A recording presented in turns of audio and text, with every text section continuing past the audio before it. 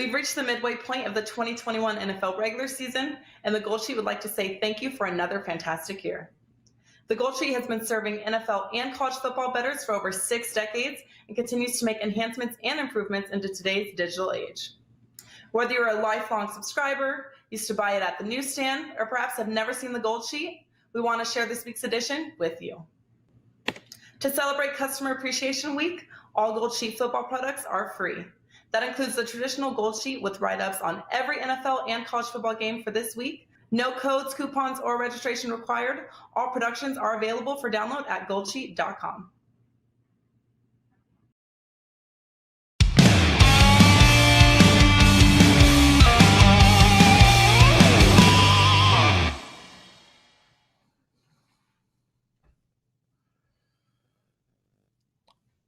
Welcome, everybody. It is November 5th, Friday. I am Lawrence Presman, the man next to me, Teddy Covers, and you're watching WagerTalk Today. And Teddy, man, great show today. 3 guests. Rob Veno right off the bat. We're going to look at the Arizona State USC game.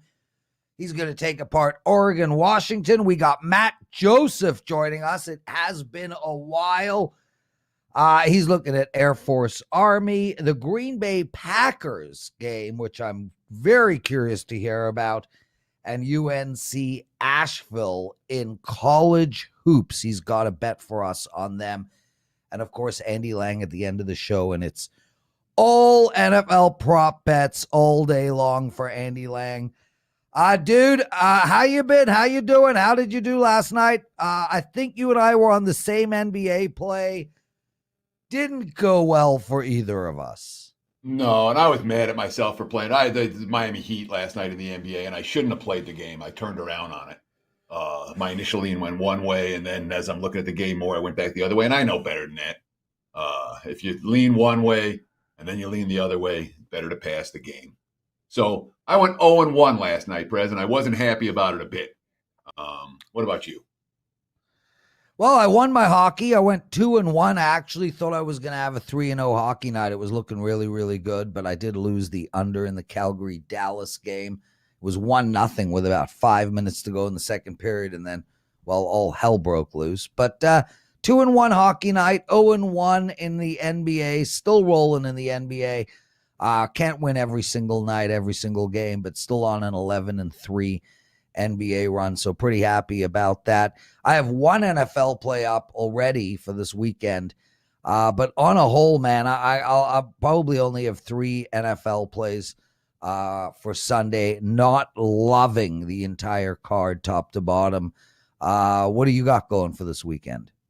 We're locked and loaded right now. I've got 6 plays up in college, a pair in the NFL, including a 5% big ticket, and 1 in the NBA for this evening. So you can get anything you want out of those plays, WagerTalk.com. Let's talk about what remember, we learned, guys. Right? Well, just really quick, because you've got a 5% play up, and I don't have one up at all, but I just want to let everyone know you can get Teddy's 5% play for half price. You can get anybody's plays for half price until Sunday night. So take advantage of that. Teddy's 5% plays are outstanding. 50% off. Just head over to WagerTalk, grab those plays. What did you learn last night, Teddy? So how many times do we see this, Prez? The young quarterback comes off the bench. He plays great for a game, maybe 2, and then he gets hurt. It happens all the time in the NFL. That's Mike White, of course, who I'm talking about last night, who played great in the game against the Bengals. He played great for a quarter last night against Indy. And then he got hurt. And I was thinking to myself, man, I've seen this happen so many times, a bunch of times where the QB comes in and plays well and then doesn't last long. And I'm sitting there, why does that happen? And I came up with 3 reasons. 1, quarterbacks without experience are going to hold the ball too long. And that's fairly typical. That's not the case for Mike White, who actually got rid of the ball quicker than Zach Wilson on average. But that's not atypical of QBs without experience. They're just going to hold the ball too long, which means they're going to take more hits. Second reason, offensive lines aren't that good. And the Jets' offensive line, certainly not an elite unit or anything close to it. One quarterback gets hurt behind an offensive line, that means he's taking hits. And the next quarterback likely to take hits as well. They hold the ball too long. The offensive line not good. But maybe the biggest reason, Prez, that after sitting, the body's just not used to taking that pounding. It's not easy to take hits from NFL-level defenders.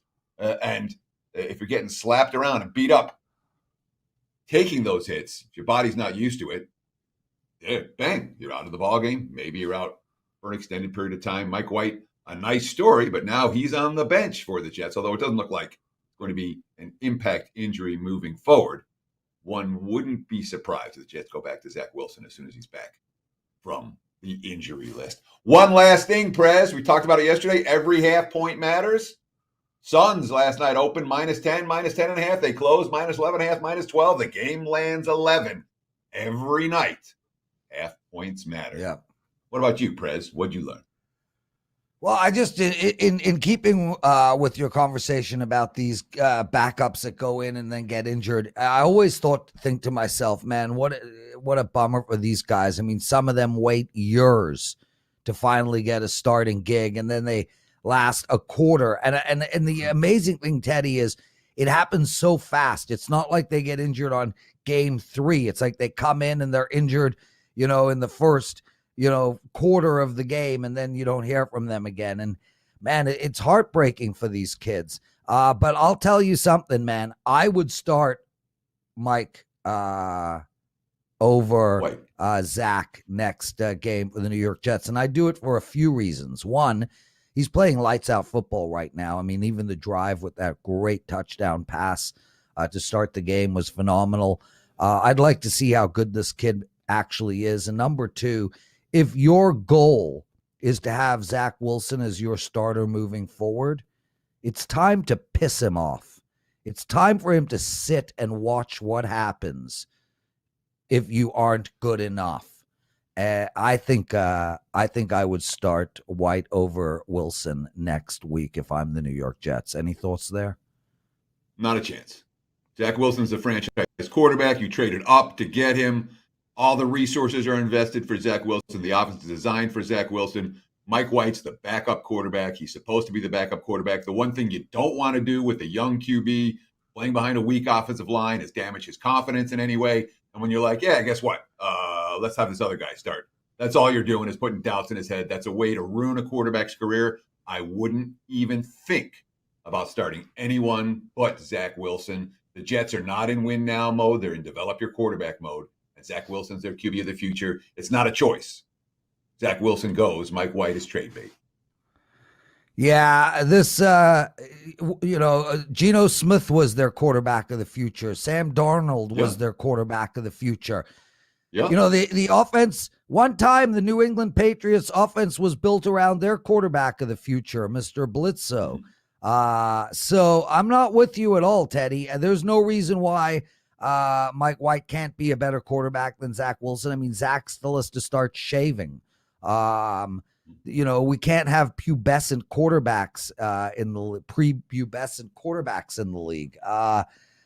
Plus, you know what? These guys need to know they got to get out there and play their damn best or they're going to lose their job. We agree to disagree. Rob Veno joining us. Rob, who would you start if you were the New York Jets? Johnson?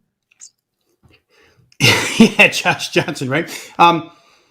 You guys both made great points. I'll connect them for you because I could see both of your sides. I think backgrounds in how you quarterback has a lot to do with what we're seeing with these two guys, right? Teddy made the point, or Prez, you made the point that the Jets' offensive line stinks. And one of you guys said that Mike White gets the ball out quick. He played at Western Kentucky in that Jeff Brom offense where you got the ball out quick. He knows what to do. Zach Wilson at BYU was allowed to throw deep verticals, hang on to the football a little longer. He's got behind a bad offensive line. He's going to look worse than Mike White is. If you just want to go for, competitiveness, Prez, I would say that Mike White at this point in time behind that offensive line is the better quarterback. If you're looking at the future and you need Zach Wilson to learn, then you throw him out there.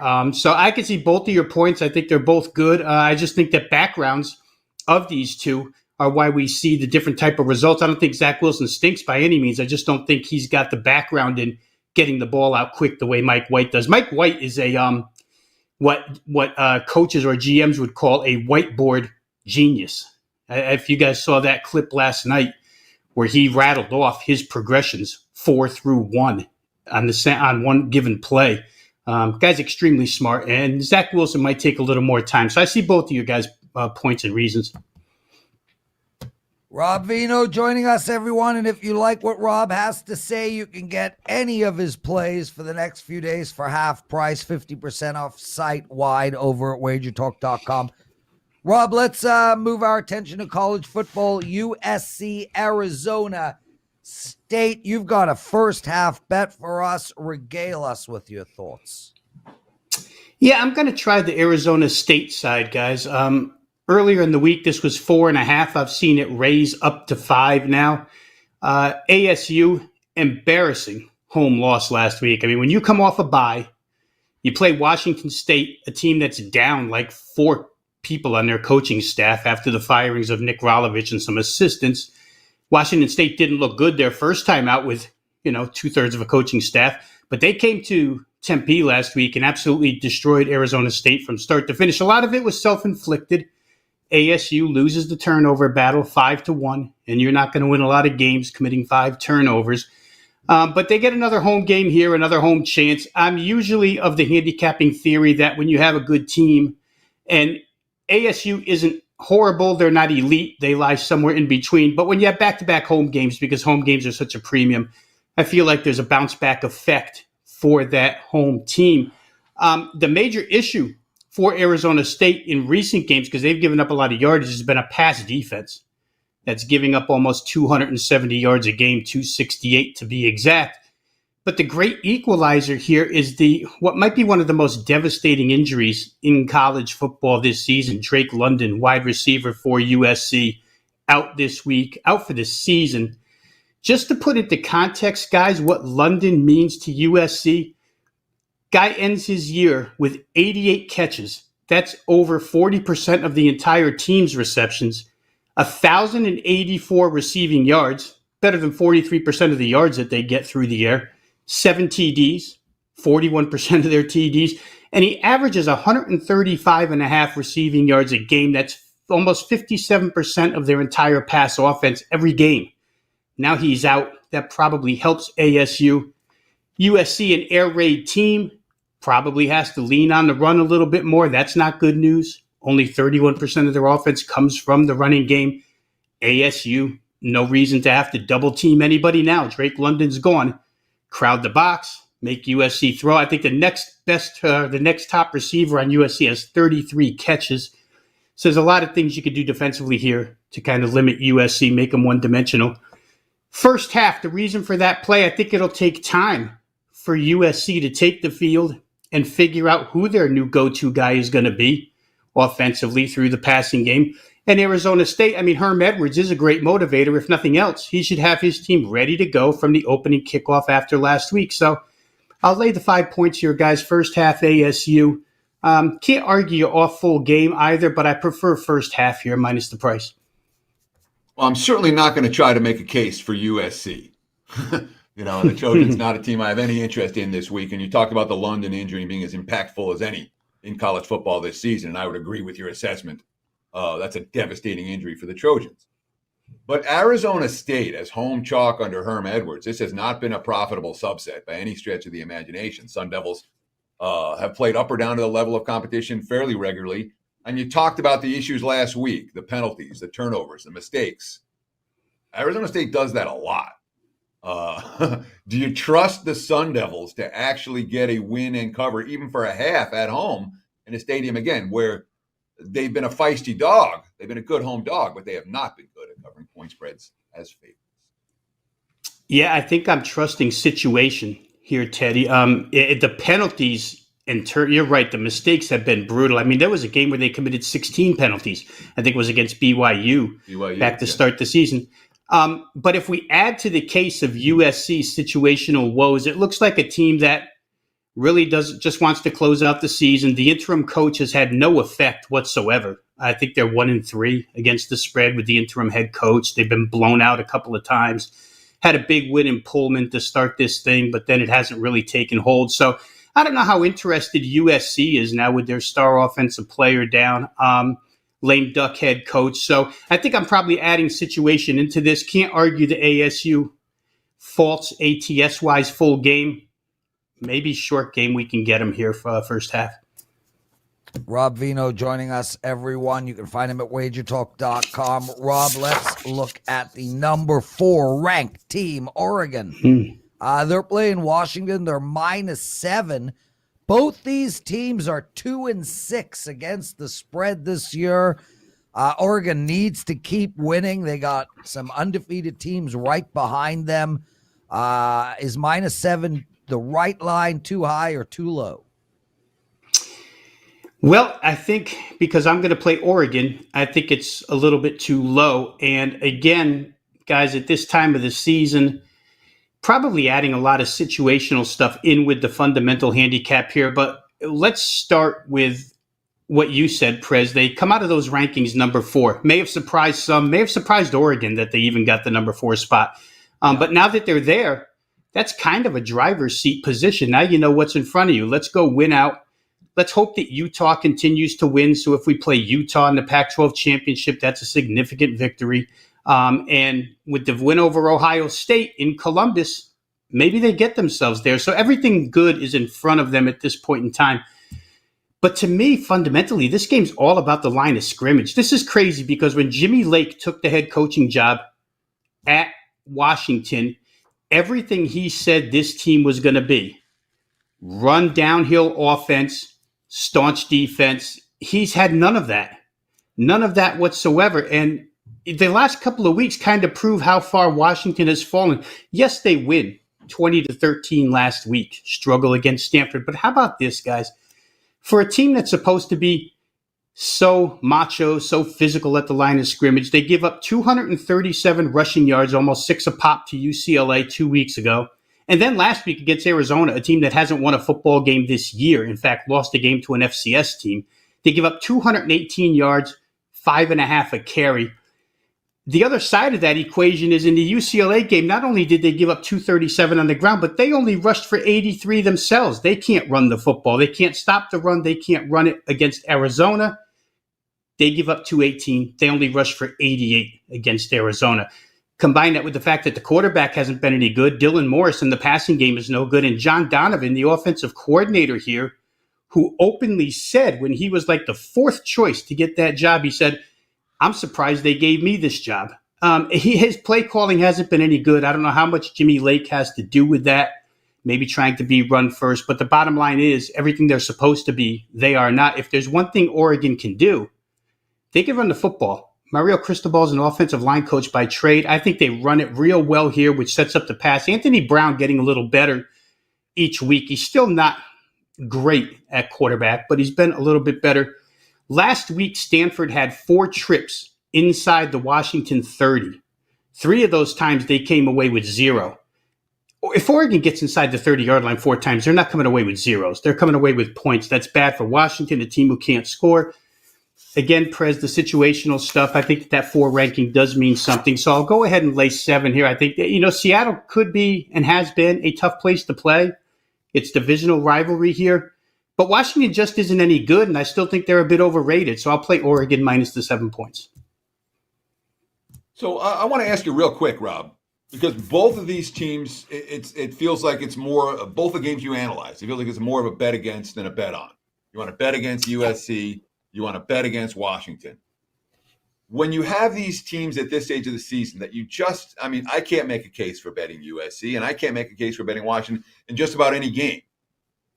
Do you worry about these games where there's absolutely no case for the team you want to bet against? And why hasn't the market moved even more on these games? Talk about that as a philosophy for a moment. Yeah, and there's a bunch of them this week, Teddy. Good point, because I talked about this on a show for Wager Talk earlier this week. What it becomes for Washington here is a Super Bowl of sorts, right? And that's what you worry about if you're betting the favorite. You worry that Washington rallies the troops at home, rivalry game. This is our Super Bowl. We're not going anywhere. The season's been a bust. The USC side, I almost feel like they folded up shop, so I don't worry about it as much with them. Washington, I don't know that they folded up shop, My point is just that they're not any good. And while it is a fade of Washington, it's still a play on Oregon here because the things that they do well are, it matches up real well hand in glove with what Washington doesn't do well. So I think that if you were to have a concern, it would be that type of thing. There's a bunch of those games across the board this week where it's somebody's Super Bowl. They're not going to make a bowl game. They're 3-6. They're at home, and they can let it loose against somebody as a home underdog. That's what I would worry about the most here in the Washington-Oregon game. I wouldn't worry about it too much with USC. Robert, what do you got to promote for our listeners? Let me promote a 5% college football play. It's been up since early week. Got it up there quick. Again, something I saw real fast, thought the line was out of whack. The line has moved. So we got good value early on, Prez. Up and available right now at WagerTalk.com as far as tonight is concerned. In action in one of the college football games, in action in the NBA as well. You can get both of those. As you mentioned, they're all half price this week, so why not take advantage? And one NFL play already up. Again, that was an early week read that I got up there quickly. So you can get, like Teddy said, a little bit of everything right now, WagerTalk.com. Nice. Rob Veno, everyone. He joins us every Friday. Teddy, we're going to take a quick break. You got your big game breakdown coming. Matt Joseph, still Andy Lang, the daily presidential address. Guys, stay with us. We'll be back in 15 seconds, give or take. The Big Five American sports are all scheduled in November for the first time since November 2020, and we want to celebrate by slashing the cost of all daily packages by 50%, including 5% best bets.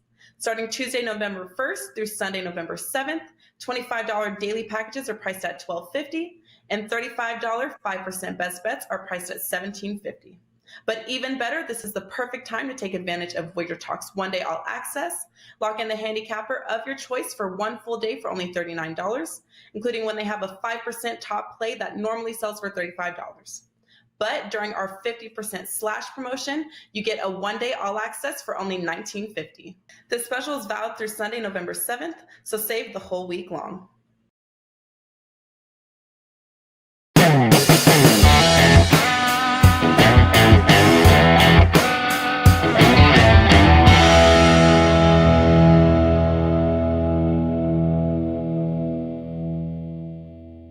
Time for today's big game breakdown. Let's talk a little college football.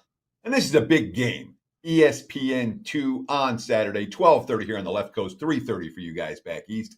That would be Cincinnati and Tulsa. Looking at the Wager Talk live odds screen right now, I'm seeing the Bearcats, let's call them 22.5-point favorites, total sitting at 55. And all I'm hearing from anyone here in Vegas is, well, since he's got to run up margins, since he's got to build up margins. After all, the Bearcats thought they were going to be in the top 4 of the college football playoff rankings, and they weren't. So now margins become more interesting for them. And I'm not buying any of that. All right? I'm not. Cincy is the team with all the pressure on them, flat out. All right? And it's not a program that's been under this type of spotlight on a regular basis. All right? Every game that Cincinnati plays, the betting markets are saying, hey, we better inflate this a little bit because bettors are going to expect them to punch in that extra touchdown and punch in and try to run up scores. But they haven't been able to do it. Couldn't do it last week, couldn't do it the week before. How much better is this Cincy team than last year's team? Probably a little bit, but substantially? No. Well, these two teams have met in recent years. And what have we seen? 24-13, 27-24 competitive games, including the AAC championship game last December. So Tulsa's in revenge for that loss. They've shown they can hang with Cincinnati. On the road this year, Tulsa, 1-point loss at Oklahoma State, 21-point loss at Ohio State. And if you remember the game, they were in that game in the fourth quarter. The Buckeyes scored twice late to make the final margin far greater. The game appeared. And a 21-point loss here, Tulsa covers. One-score game in the fourth quarter at Ohio State. And, of course, the straight-up win at UCF. That's 3 road wins, 3 road games, 3 good performances. And, of course, Tulsa off the loss to Navy last week. Let's not forget, this team's been -2 in turnovers 3 times the last 4 games. If they lose a turnover battle here by -2, we'll probably get blown out. I don't think it happens. I think Tulsa comes to play, and I think this point spread is inflated. Give me the Hurricanes plus 22.5 at Cincinnati. And there's your big game breakdown. Back to you, Mr. Prez.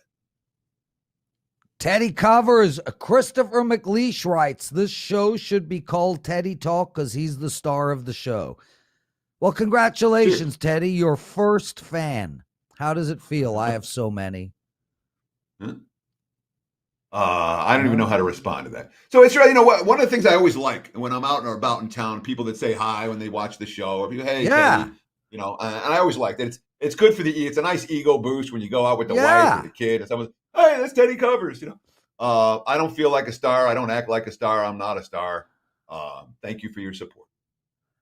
Yeah, well, and dude, it is cool. I mean, I get into the elevator at the Rio and some guy's like, hey, that's Teddy Covers' co-host. What's his? Yeah. And then another guy bumps into me in the hallway at the World Series of Poker. He's like, "What? Hey, don't you work with Teddy Covers?" So I get it too, bro. I get it too, and it makes me feel good as well. I couldn't agree with you more. Let's wait. There was some other thing I wanted to talk about. Yeah. So while you're looking for that, I'll just say the last thing your ego needs is any boosting. Yeah. Well, if you're me, you'd have an ego too, bro. I mean, that's just the way it works. I don't remember what I wanted to talk about. I do appreciate everybody in the chat room chatting it up. Love you guys. Please hit that like button. Teddy, let's bring Matt Joseph in. Matthew, it's been a while. You look good. Nice haircut, man. What's going on? Well, I mean, since we've last talked, I've unfortunately flipped the calendar. I'm now 40 years old, and clearly the white hair starts to show a little bit more. Yeah, it doesn't happen the next day. Nobody could tell anyway. And just to let you know, 50 is up next, and it is the best age of all ages from my perspective. I loved turning 50. No, not Teddy. Well, listen, Teddy, when you look 80 and you're turned 50, you're going to be miserable. Nothing? I got nothing for you, Prez. I'm trying not to engage. We have a lot to get through and not that much time. Matt Joseph, Air Force Army, you got a bet for us on that game. Let's get into it. So everybody's looking at the total, and of course it is a really low total in this game, but I've had a lot of success so far this season betting first quarter totals involving all the academy teams, and traditionally this game has not seen a lot of points in the first quarter. 17 points have been scored between these two teams, 2 touchdowns and a field goal over the last 7 meetings between the two. Quite often, we've had 0-0 first quarters. And if you look at some of the statistics, Air Force is a top 10 defense in first quarter points allowed. We know how these games go. A lot of triple option, a lot of clock grinding. It's 7.5. So look, you got to hope that both teams don't score on their possessions, but we can only see 3 possessions in this first quarter. If one of them scores a touchdown, guaranteed there'll be about 7 or 8 minute drive here. And then the other team doesn't have a ton of time. Neither of them are very quick when it comes to this sort of thing. So I'm looking at first quarter under 7.5 here. Both teams know what they're doing. They know how to prepare for each other. They've had 2 weeks to prepare for each other. I don't see a lot of points in this first quarter, barring some sort of turnover. I love under 7.5 points in the first quarter for Army and Air Force. I mean, it certainly passes the does it make sense test. But my question for you, Matt, is a value test. I mean, 7.5, you don't see first quarter totals lower than that ever. Do you? Not a whole lot. And are you worried at all with the 7.5 as opposed to, sometimes you see better numbers than that for these first quarter totals? The hook helps. Obviously, you don't see 7s. But at this 7.5, is this a value bet for you? Do you see value in this number? Obviously, you do at some level, being that you're talking about it here on the show. Well, I think 7.5 is good. As you mentioned, the hook is fine. The only big time worry, I think, is just a turnover. And these two teams take care of the ball as much as possible. And, you just don't want a lot of punts. You don't want any sort of interceptions, which is a good thing. Army just got gashed by Wake Forest through the air, but it wasn't the ground game so much that did it for Wake Forest. I just think these two teams know each other, and we're just going to see a lot of, I watched the tape of last year's game. And last year, Air Force drives down the field. They get down to like a 4th and 3 inside the red zone, and they went for and they kicked a field goal actually instead. But these two teams go for it a lot on 4th downs. If they don't get these 4th downs, then there's long fields for the opposition. As long as there's not a turnover here, I think that we're only going to see 2 or 3 possessions, and I don't think they're scoring on all 3 possessions. So I like that under.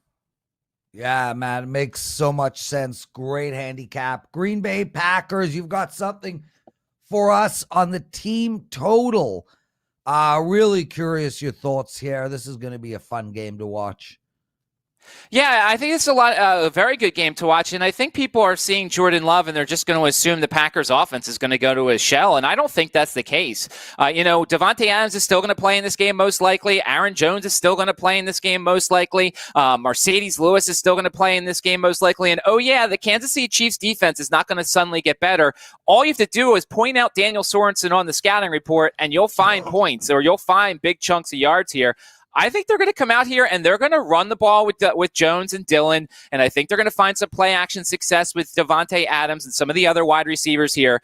The first half team total for the Packers is 9.5. They are a top 5 offense when it comes to team totals in the first half. They're averaging almost 14 points per first half. The Chiefs are in the bottom 5 when it comes to points allowed in the first half. As I said, the Chiefs' defense is not all of a sudden going to figure things out over this span. I think there's some value here. 9.5. All I'm asking for is a touchdown and a field goal. Crosby's been a mixed bag this season, but I know he could kick this field goal, and I know we can get a touchdown. Heck, even a defensive touchdown if Mahomes throws one of those stupid interceptions. 9.5 seems like a gift in this one. I'll take over 9.5 points in the first half for the Green Bay Packers against the Chiefs. So Rob Veno was on earlier talking about USC and Arizona State. And he's like, USC just lost their best wide receiver. I'm going to bet against them first half because I think they're going to struggle to make some adjustments. This is a scenario where you're like, I like the first total as opposed to team total, as opposed to the full game team total. Do you worry at all about a slow start from Jordan Love and company, and maybe they start to figure things out as the game goes along? Or do you think this is one of those scenarios where I want them because they're going to jump on that Kansas City defense before Casey has a chance to adjust? And we trust Love to be in sync offensively from the get-go.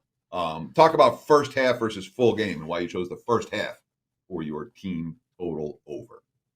Well, as we've talked about on Prop It Up a lot, when we look at these first half totals, you want to try and get something, usually between, 13.5 and below, because you want the 2 touchdowns. Obviously, we're not going to get that here with Jordan Love being the case. I'll be interested. I wonder what the number would have been if Aaron Rodgers was in there, but there's literally no tape on Jordan Love. And if whatever tape there is, it's very little. And how much tape do we have with Jordan Love and Matt LaFleur, which is even less? So I think this is one of those classic cases where Steve Spagnuolo is going to call his defense. He's going to use what he does. And we've seen this year that worse offenses than what we expect to see in this game Sunday have had a lot of success against the Chiefs. The Giants move the ball up and down the field a little bit on Kansas City at times. And I think the lack of film, and I think they're just going to let Jordan Love rip. And I think that they're going to run the ball a ton. They're going to smash mouth it here. And once again, all I'm needing is a touchdown, a field goal. So I think there's some value here in that first half where, maybe at halftime they make some adjustments. They say, all right, Jordan Love's doing this, so let's cover for this. And he's not doing this. So I'll take that first half blitz effect here and hope that that Jordan Love opens up the playbook and has some success, and all we need is a touchdown, a field goal. Yeah, Matt, not to pick on you, but great line, dude. Great line. We saw the New York Giants move the ball up and down the field at times, sometimes. That was awesome. UNC Asheville, brother. We got college hoops starting very shortly. You got a bet for us on them. Talk to us. Yeah, so everybody's going to crown Winthrop the champion of the Big South, and they probably are. They've got the most talent, but there is a coaching change in Winthrop, and they did lose some key players from last season. And so when I go over these college basketball futures looking for conference values, I'm trying to find a team in the middle of the pack who I think has a shot. You know, it's kind of like this year I have a Houston future in the AAC to win the AAC at 19-1. I thought Houston's really good. I know Cincinnati's really good, but if Houston gets to the championship game, which they do have a shot here, then my 19-1 becomes live, and if I want to hedge out of it, I can. I think UNC Asheville 20-1 in some places is such a good value. Mike Morrell is such a good coach, and he's kind of built this program up. He took over. He took his lumps. Last year, this team went 9-5, and he went in the transfer market and he got a couple of key players. This Tennessee transfer, Drew Pember, who didn't play very much in the SEC, but you have an SEC kid coming to the Big South. He's going to have a lot of success, and I just think that there's a lot of value with this team. There are some people who are picking UNC Asheville to finish second or third in this conference, and when you can get 20-1 for a situation like this, as I said, I know Winthrop is the overwhelming value here. I'm going to take a shot. I'm not going to throw a ton on it, but I'm going to take a shot with the price here, 20-1 on UNC Asheville to win the Big South. They've got the players to do so, and if Winthrop takes even a step back, I think Asheville can do it this year. Outstanding work, Matt. What do you got to promote for everybody? And then we got to move on. We are running out of time, and we got Andy Lang coming up. 3 straight winning Saturdays in college football, 2 of my last 3 winning Sundays in the NFL. And, of course, as you said, college basketball starts on Tuesday, so plenty of reasons to check me out. I do have a promo code. Matt49 will get you 7 days all access for $49. Matt49. There you go. Matt49, everybody. Matt, before we let you go, wait, bring him back. One word quick. Philly or the Chargers? I know you study this Eagles team all the time. Philly or the Chargers? Philly. Okay. Andy Lang joining us. Andy, are you wearing the WagerTalk hoodie? Are you sporting the hoodie? Oh, I'm a company man. Yes, company man, wearing the logo. Oh, well. Excellent stuff. Andy, welcome to WagerTalk Today. Let's start with what do you got to promote, and then we'll get right into your 3 games. 5% NFL play for this Sunday, and NBA props have started off like gangbusters. We're plus 30 units already in the NBA season with our NBA plays. So, yeah, doing really well. Had a 2-1 night last night. We have a loaded card.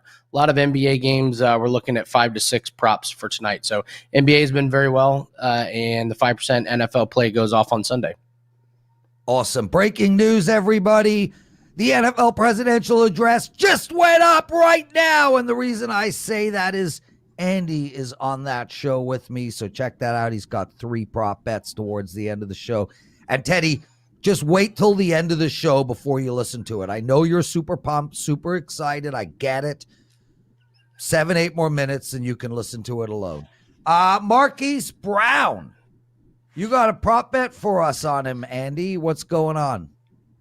Yeah, I like his over 61.5 yards receiving. He's gone over in 5 games this season. One game he didn't go over was the blowout win against the Chargers, where his services were not really needed. I think this game could be a shootout.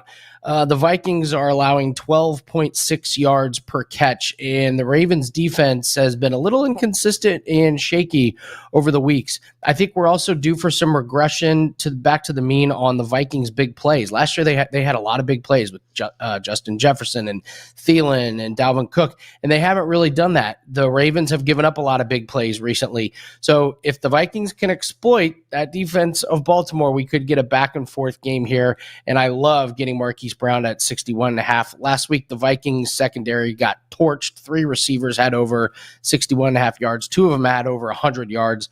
DJ Moore for the Panthers went over his total against Minnesota. Even the Lions had a wide receiver go over this total against Minnesota. So the Minnesota secondary has not been very good. Marquise Brown continues to be undervalued in the prop market. I'll take over 61.5 yards with him. So, Andy, I want to start with this. When you wear that hoodie for a minute, when you came on, it looked like you had this long, flowing hair. And that would be a good look for you, whatever it's worth. You know, I'm never someone that comments on, that's Prez's job. Now let's start talking about Teddy, Travis point out Kelce. that me and Andy, Teddy and I had long flowing hair half of our lives. So I'll take the under. You should join us. What I got it Prez doesn't complimenting look my that way, eyes, though, Teddy with the hoodie complimenting on? my It looks like hair. it's kind of flowing back a little bit. Let's Yeah, talk I about mean, Travis listen, Kelce. his beard merges into his hair because he's not old like you and I. Andy, please move on. Let's talk Okay. about Travis Kelce, who is lined, 73.5 as his over-under receiving yards this week. What are we going to do with him and Kansas City in this matchup? We're going to take the under 73.5 yards. He's been a disappointment. He had a big start to the season, and he just not been the same Travis Kelce we've seen over the last few years. He's gone under 65 yards in 4 out of 5 games, and we're seeing teams double team him and take him away, and they're getting pressure on Mahomes recently, and it's just really taken Kelce out of the game, the combination of the pressure on Mahomes and the double team on Kelce. And the Packers are no dummies. They can see what's been working against Kansas City. And Green Bay is already good against tight ends. They only allow 49 yards receiving a game from the tight end position. So I think they have all the tools to take away Kelce. We're seeing Mahomes not complete all the passes. We haven't seen those big plays. We haven't seen a lot of touchdowns. So Travis Kelce is a pretty easy underplay for me at 73.5 yards. It's hard to believe we're playing Kelce unders after all those overs he cashed last year, but that's why we got to adjust on the fly. I'll take the under. Yep, no, makes sense. Andy, AJ Dillon, you got a prop bet for us on him. What's up? Love A.J. Dillon over 35.5 rushing yards. Last week, we saw the Packers without Adams and Lazard. They used Aaron Jones a lot in the passing game. A.J. Dillon became their main back as he rushed 16 times for 78 yards. And with Jordan Love starting this weekend, I think the Packers' rushing game is just going to be essential to their game plan. And they can exploit the Chiefs. They give up 121.8 yards rushing a game. I think Aaron Jones is going to get his carries, but his ability to catch passes out of the backfield is really going to help Jordan Love, and that's going to leave A.J. Dillon with lots of opportunities to rush. Rushing the ball is also going to keep the Chiefs' offense off the field. I see a really nice day for A.J. Dillon. I was stunned to see 35.5 yards rushing after his 78-yard performance last week. This is one of my favorite plays this week, A.J. Dillon over 35.5 rushing yards. Andy this Lang, number everybody, looks and Andy, sorry, Teddy, go ahead. The number looks remarkably low. My only concern is that Dillon did have some fumbling problems 2 weeks ago. If he puts the ball on the turf, does he get benched here? Yeah, but fumbles are just they're like any other turnover. Sometimes they're really hard to predict. If he doesn't fumble, they're going to trust him. If he does fumble, yeah, you might see the bench, but you just roll the dice and hope he doesn't fumble. And if he doesn't fumble, I think he gets over this total pretty easily. Outstanding stuff, dude. You've promoted. You've given your picks out. The show is winding down. It's time, everybody, for the daily presidential address.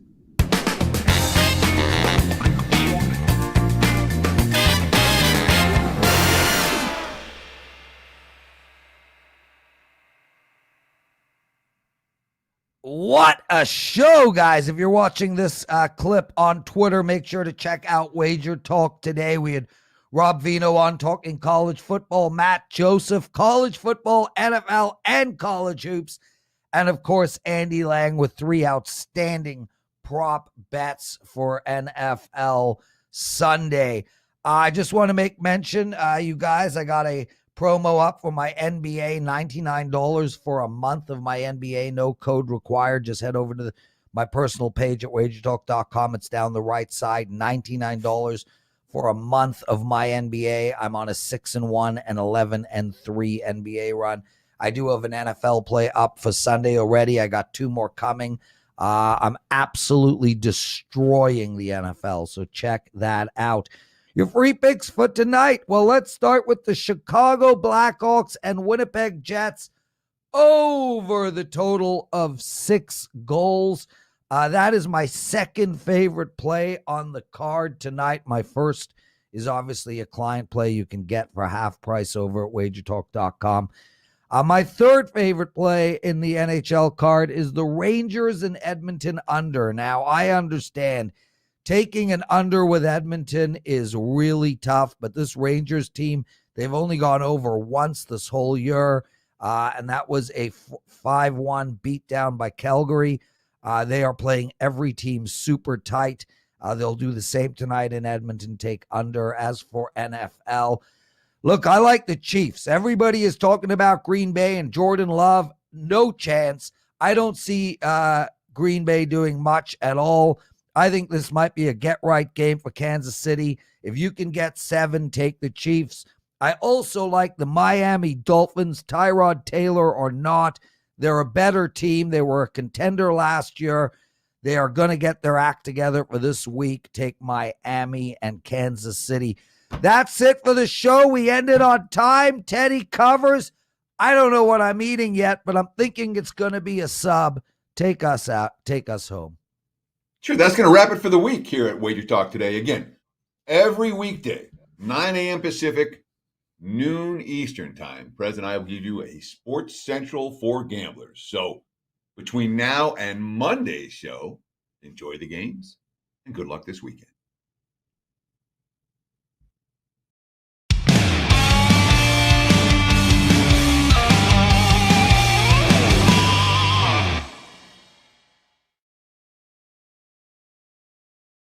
And they're off. Large fields and huge pari-mutuel pools result in the best opportunity to profit betting horse racing on Breeders' Cup weekend. WagerTalk's own horse racing expert, Sig, will be joined by handicapper and horse racing contest expert Sean Alvarez as they preview the entire field for Breeders' Cup weekend in the 2021 WagerTalk Breeders' Cup preview and wagering guide. You will receive in-depth analysis of every horse in the 14-race field from our experts, as well as selections and betting strategies from both Sig and Sean, all 14 Breeders' Cup races on Friday and Saturday. For a limited time, if you pre-order the guide before midnight on October 31st, you can save $10 off the regular price and pay only $29.99 for expert selections and analysis for every Breeders' Cup race. Don't hesitate, grab your 2021 WagerTalk Breeders' Cup preview and wagering guide now at wt.buzz/sig.